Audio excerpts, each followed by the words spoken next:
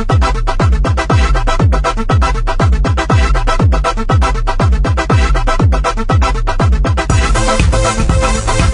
friends, welcome on board. This is Jay Author and I'm making this presentation on behalf of retirementtransformation.com, and today I'm going to talk about why life insurance. Why you should buy life insurance. And this is part of our insurance tips for retirement series. Very important financial knowledge which you want to use for your retirement planning. Now, this is a standard disclaimer here that anything which we are sharing over here is just for information purpose only or education purpose only, and any action you take is basically we're not responsible for. Now, introduction to life insurance, if we have to talk about, then remember this: we are always more important than our possessions.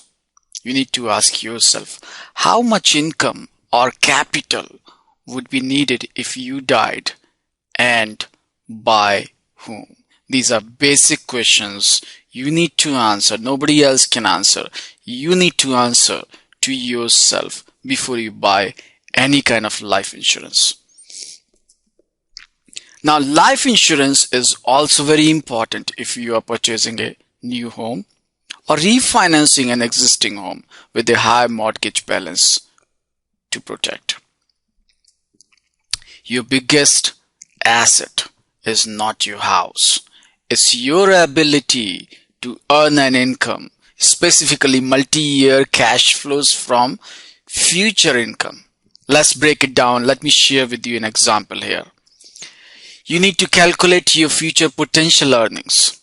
To calculate your potential earnings for life insurance purposes, just take your annual income and multiply it by the number of remaining years that you expect to work. So let me put some numbers here so that it's much more clear to you. Let's say you are earning 50,000 per year and you are 40 years old and you expect to retire at 65. So your potential loss income would be 50,000 multiplied by the remaining number of years, which is 65 minus 40, that's 25, and 25 multiplied by 50,000 would be $1.25 million. Now, that much life insurance you should buy. I'm not saying that. That's just your starting point, because you need to take into account many other things, I don't know about your situations, only you know about your situation. So what are those things? Well, the most accurate way to determine your life insurance needs is to look at your financial responsibilities. You want to protect those who depend on your income should you die before you reach financial independence. You should consider your mortgage, education for your children, support for a stay-at-home spouse, nursing home care for your parents, and other financial responsibilities you may have. So our suggestion is consider all your debts paid off on your death, with enough cash left over to fund the ongoing expenses of your dependents. So how much life insurance you should buy? Well, you know the answer, because you should look at your current financial responsibilities and decide what's the right amount for you. Now, there are two kinds of life insurance. One is term insurance, another one is permanent insurance. Now, term insurance doesn't allow or doesn't build up any cash value over time, but it's normally cheaper. Whereas the permanent insurance builds up cash value over time, but it's relatively costlier over the term insurance. Even for the permanent insurance, when we talk about the permanent insurance, there are two options available for you: the whole life and the universal life. I'm going to do the separate videos for term insurance as well as for the whole life and universal life. So watch the videos to learn more about these insurance options. So I hope you like this video. I hope you liked all these tips. Pretty simple, but it does help if you understand what kind of insurances you should be looking at. So with these simple tips, I want to basically conclude this presentation with the reminder that while insurance is an important aspect for your life, it's also an important aspect for your retirement planning.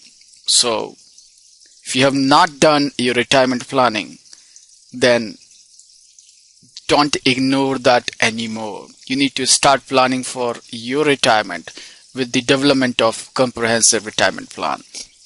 And you can do that with the help of our retirement wheel planning process.